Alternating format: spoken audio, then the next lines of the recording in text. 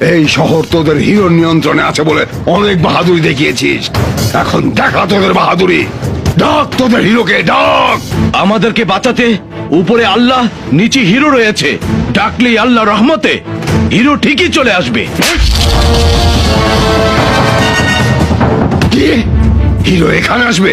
এই কখন আসবে, কিভাবে আসবে? ঘড়ির সময় ধরে বলার মতো হিরো বাস বা ট্রেন নয়, হিরো হচ্ছে তুফান।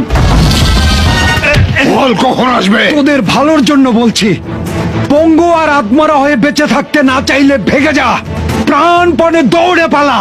আর যারা দৌড়াতে পারবি না তারা দূরে কোথাও গিয়ে লুকিয়ে থাক, হিরো আসার সময় হয়ে গেছে।